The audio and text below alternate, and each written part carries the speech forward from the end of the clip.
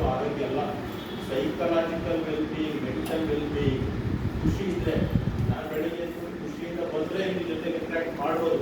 ಮನಸ್ಸು ಇಂಪಾರ್ಟೆಂಟ್. ಎಲ್ಲರಿಗೂ ಏನೇ ಇರ್ಬೋದು, ಆರ್ಗನ್ ಡಿಫ್ರೆಂಟ್ ಇರ್ಬೋದು, ಹಾರ್ಮೋನ್ ಡಿಫ್ರೆಂಟ್ ಇರ್ಬೋದು, ಮನಸ್ಸು ಒಂದು.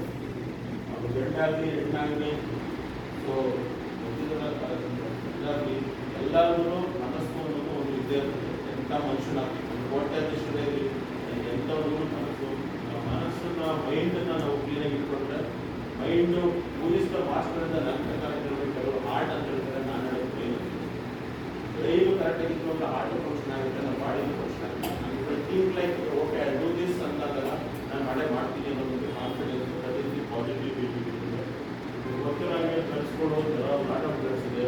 ಒಬ್ಬೊಬ್ಬರು ಒಂದೊಂದು ವಿಧದಲ್ಲಿ ಡ್ರಗ್ಸು, ಆಲ್ಕೋಹಾಲ್, ಕೊಕೇನು, ಸಿಗರೇಟು, ಅದೆಲ್ಲ ಲಾಟ್ ಆಫ್ ಐಟಮ್ಸ್ಗಳು ಮಾರ್ಕೆಟಲ್ಲಿ ಕೆಲವು ಕಡೆ ಇದೆ. ಈಗ ಗೊತ್ತಿರಲಿ ಇವತ್ತು ಹುಡುಗರು ಹುಡುಗಿರು ಕಾಲೇಜ್ ಹುಡುಗರು ಜಾಸ್ತಿ ಮಾಡ್ತಾ ಇದ್ದಾರೆ.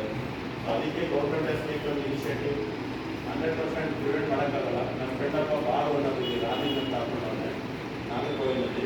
ಅವ್ರ ಮೊನ್ನೆ ಇದ್ರ ಬಗ್ಗೆ ಆಲ್ಕೋಹಾಲ್ ಅವನೇ ಎಣ್ಣೆ ಮಾಡ್ತಾನೆ, ಅವನೇ ಸ್ಟೇಟಸ್ ಹಾಕೊಂಡು. ಸೊ ಅದು ನೋಡಿ ಹೇಳ್ತಿದ್ದೆ. ಅಂದರೆ ಇವಾಗ ಗೌರ್ಮೆಂಟ್ ಅದೇ ಮಾಡೋದು.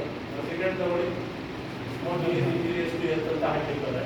ಅಷ್ಟು ಏನಾಗುತ್ತೆ, ಗೌರ್ಮೆಂಟ್ ಒಂದು ಲಿಮಿಟೇಷನ್ ಮಾಡಿ ಕೊಡಿ. ಆಕ್ಸಿಡೆಂಟ್ ನಾವು ಎಣ್ಣೆ ಬರೋದು, ಆಕ್ಸಿಡೆಂಟ್ ಮಾಡೋದು, ಬಿಲ್ಡಿಂಗ್ ತೆಗೆದು ಇವೆಲ್ಲ ಏನಾಗಿದೆ, ಮೂರನೇ ಲೇಟ್ ಮಾಡೋದು. ಅದು ಹೇಳಿದೆ ಕೆಮಿಕಲ್ಸ್ ಇವೆಲ್ಲ ಏನೇನು ಆಗ್ಬೋದು, ತುಂಬ ವಾಂತಿ ಆಗ್ಬೋದು, ಆಕ್ಸಿಡೆಂಟ್ ಆಗ್ಬೋದು. ನಮಗೇನೋ ಓವರ್ ಕಾನ್ಫಿಡೆನ್ಸ್ ಬರ್ಬೋದು, ಕಂಟ್ರೋಲ್ ಬರ್ಬೋದು, ಚೆನ್ನಾಗಿ ಎಣ್ಣೆ